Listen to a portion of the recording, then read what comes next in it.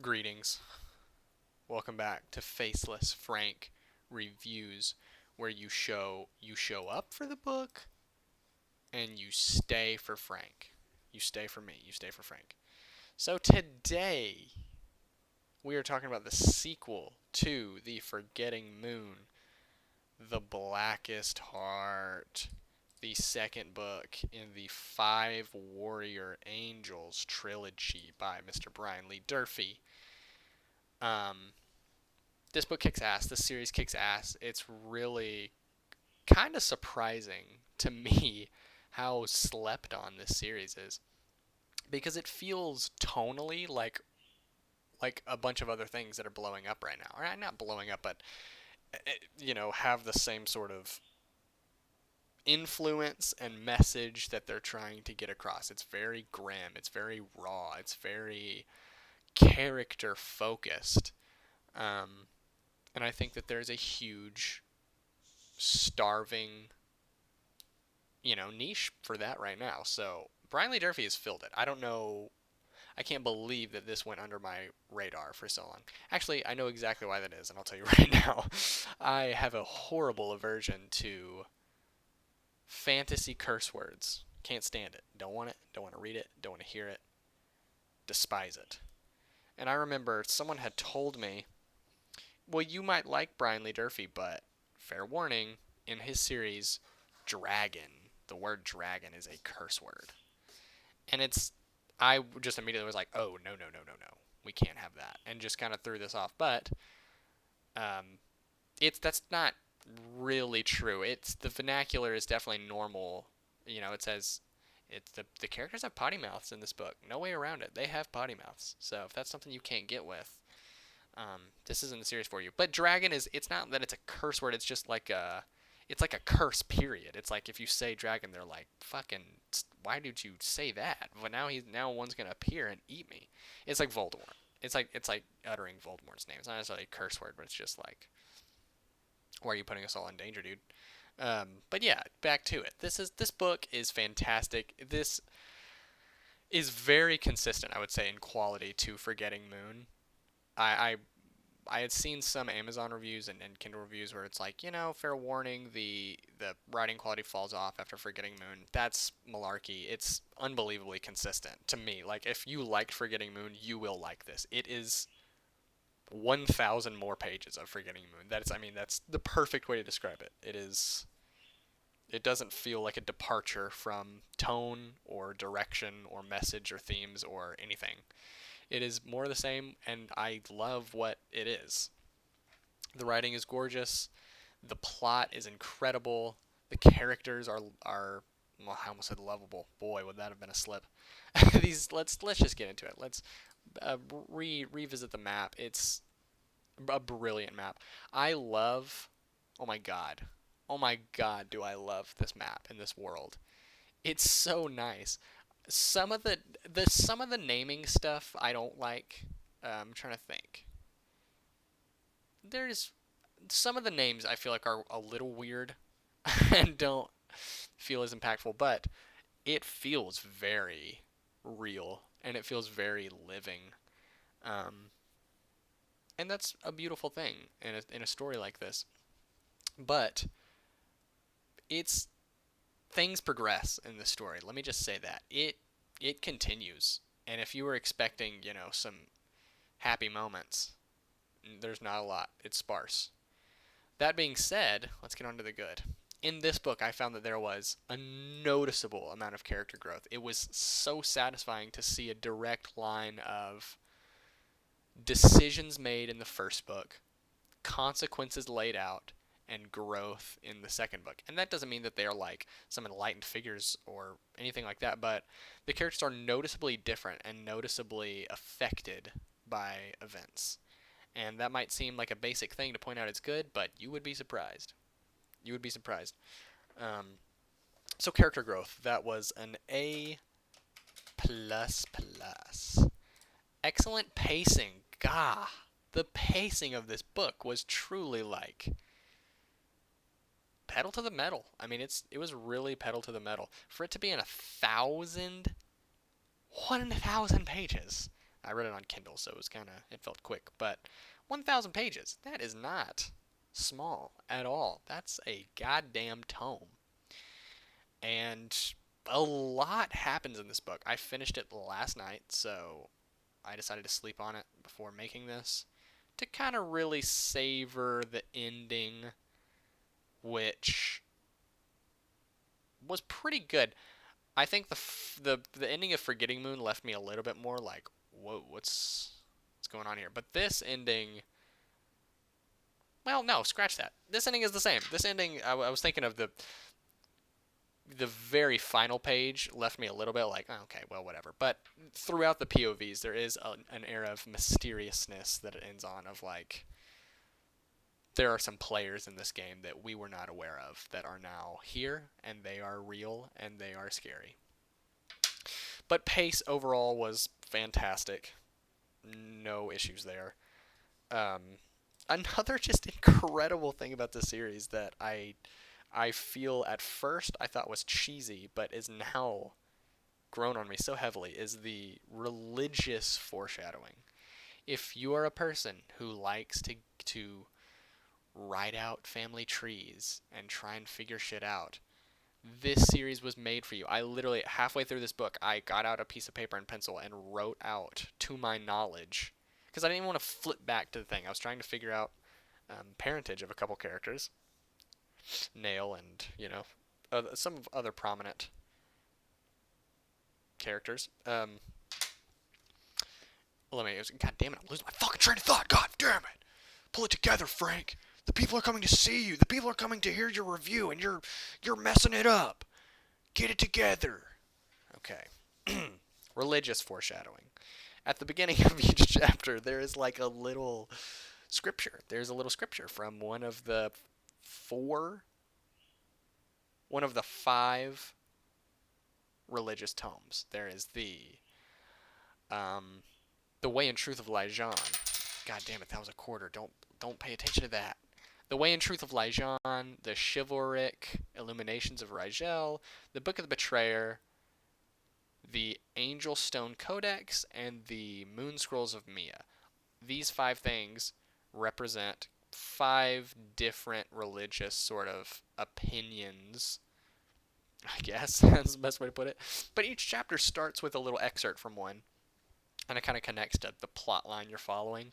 And it is beautiful. At first, I was like, oh my gosh, what are we? I'm more cryptic shit. Thanks, Brian.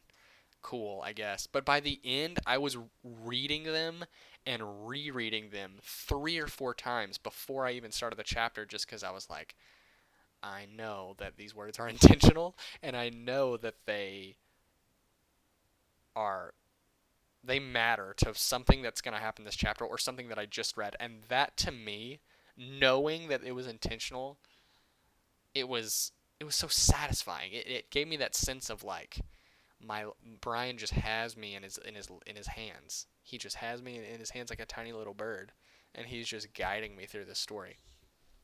And I didn't feel like I felt that as much in the first book. So in that sense, there's a big improvement into The Blackest Heart of the Forgetting Moon, of just my trust in Brian Lee Durfee as an author grew tremendously. Because in the first one, I liked it. I liked everything about it. But a part of me was like, where are you going with this? What are you trying to say here? But in The Blackest Heart, absolutely, I'm here. There is a beautiful tapestry of characters all over the map doing so many things that it's going to reward a reread. A roundabout way of saying this series is meant to be reread, because it's got to a point where by the end of this book, I'm sitting there looking at my cast of characters and looking at where they're at on the map and going, how the hell did we end here? And that's exactly what you want in the second book in a trilogy. That's exactly what you want, to be totally out of your element in terms of where you thought the story was going. It's just it's beautiful. But we can get onto some maybe some negatives. Not a lot of negatives. The writing is beautiful. It's definitely he paints a very clear picture. Specifically, okay, one more good thing. The big sort of battle that led up to this book is the best battle I've ever read. Maybe in any book ever of just big, big battle. It is. Well, I'm going to get into it at the end with maybe a small spoiler section, but it's incredible. It's truly incredible. The visual and the landscape, and it's such a smart way to use the landscape that he's already set up in the first book. It was just breathtaking, and I had to take a breather after it because it was that visceral of an experience to read. So yes, the bed.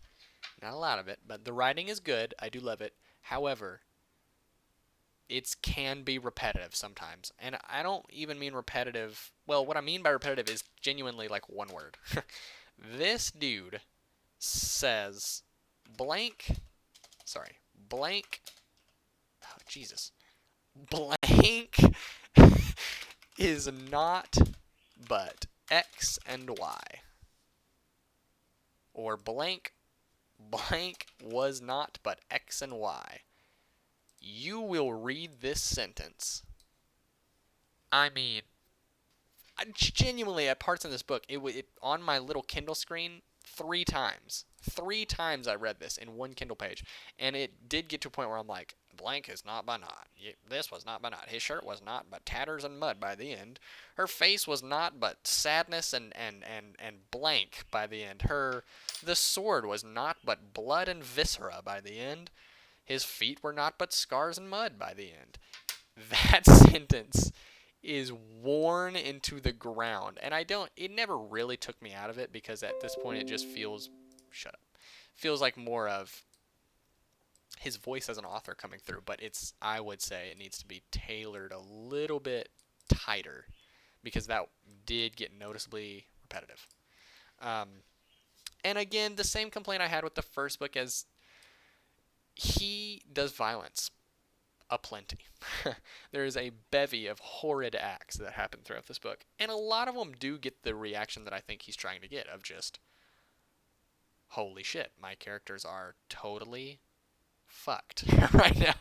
But other times it did feel like this pointless sort of, what are we doing? Like, I feel like you didn't know what to write here, so you're just having this person be disemboweled sort of moment. And that, I don't like when that happens. But it didn't happen a lot, and it never really took me out of it, but it was noticeable. And then specifically, we're going to get into, starting right now, maybe 2 minutes of spoilers. So spoilers starting now. Spoiler discussion starting right now. If you haven't read the book, click away right now. Frank's about to drop some shit on you. Liz Hannon, Bishop Godwin, and Doki and Beer Mug. Lovely story. I love what they were doing with it. But the ending of this book was fucking stupid for them. I mean, listen, I like it, and I'm just gonna get this out of the way. Rip Mr. Godwin. He's been a character since early in the first book. I really liked him. I think he was a day knight, which is, I hate to see day knights go, but I hated the way this felt, because it's like there's this epic battle, this unbelievably epic battle. Stuff is flying. Oh, okay, yeah. But since we're getting into this, the Battle of Lord's Point. Holy fucking shit! The battle's taking place in this strait that, I don't know if you can see my cursor, but it's right between Saint Only and Lord's Point. There's like a tiny little strait, and when the tide gets low, armies can fit on the sand, and it is this horrifying fight of Sorsavier versus the armies of Golconda on this strait, and they fight all day, and the water starts to rise, and it becomes like hundreds of thousands of soldiers fighting in 4 foot of water or more, and like mermaids, sharks, and at one point gigantic fucking serpents come out of the ground. It is an insane fight and an incredibly awesome set piece to be having a battle take place. It was fucking brilliant. But Liz Hen is a woman. In Golconda, they don't like that women fight. Liz Hen, being the, stubborn, awesome, bullheaded character she is like, suck my ass, I'm going to fight. And she does, and she kicks ass, and she ends up saving Leaf. Leaf Chaparral. Yeah, the asshole, the freaking, the butthead. Um, he's a dick. I mean, he is just a dick. But Liz Hyn saves him, and it's like they're in the middle of this fight. Blood is fighting. Leaf, she pulls Leaf out of the water, and they get on boat, and Leaf's like, we have to save whoever saved me. They pull Liz Hyn up, and it's like, holy shit, thank you, soldier, you saved me. And then she's like, thanks. And he's like, yeah, you've done good. And she's like, I'm a woman. And he's like, what? You're a fucking what?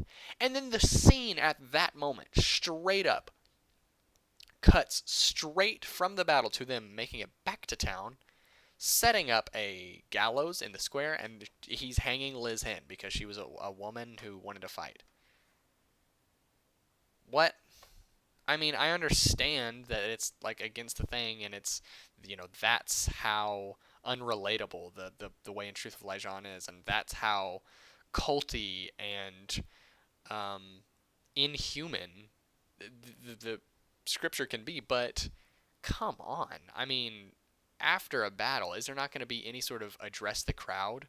There's not going to be any sort of gather the troops, any sort of anything? Like, you're going to go straight to, I know we just had a historic battle that happened, but this random bitch from the country's got to get hung in front of the whole city right now. It wasn't believable, and it felt awkward and goofy, and it felt more like Brian was thinking, somebody's got to die. Realistically, somebody needs to die. I think it needs to be Godwin. How do I get Godwin to die? And instead of just having him die in battle valiantly, it becomes, well, let's have Liz Hyn save Leaf. Leaf's mad she's a woman. He wants to hang Liz Hyn. Bishop can invoke his right as a bishop, or Godwin can invoke his right as a bishop and say, I will hang in her stead. Sure. I mean, sure. I feel nothing for that. I feel like Godwin deserved a better death. It just felt lazy. I didn't like it. I didn't like it at all. And I didn't like how the scene cut straight from sharks and serpents and mermaids and crazy blood and bones and gore flying to, Leaf cannot stand that there's a woman next to him, and we have to leave the battle right now so that she can hang, because this is horrible. I didn't like it. It felt weird. But enough of that. This book kicked ass. I am teeming with theories for Nail and Krista. Nail. God, shit, caps lock.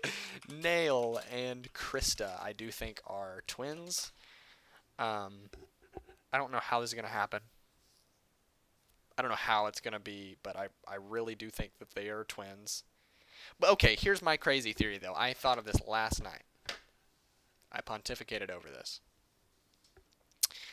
I think, part of me thinks that there's a good case to be made for Lindolf being the dude. Everybody thinks Nail is the slave, and he's kind of like Lejean Returned. He is, like, all of the 5 warrior angels are important, but Nail's kind of like the important one, because he's Lejean Reborn. He's the slave. I think there's a great case to be made that Lindolf is the slave. One, he was a slave in Riven Rock. He had this scene where it's like he fell in the puddle of blood, and it's like, oh, and like, I feel like he tried to quickly be like, oh yeah, he just bathed himself in blood. Let's move on. But that's a prophecy, is that Lejean Returned has to be bathed in blood, or the slave has to be bathed in blood. So, that. But there's another reason too. Fuck, what was my other reason? God damn it. Oh, I know. Krista. Krista right now is with Borden Barnachel. Holla back at ya. Borden is alive. What up with that? I want him to whoop Joven's ass. Just bend him right over and spank his little bottom. But Krista is with Borden and Ironcloud. Oh my god. There's so much good shit in this book. You gotta fucking read it. But she's on this boat with them. And Borden gives her this speech of, I've done bad shit too. You're a murderer. I've done bad stuff, but you are a murderer.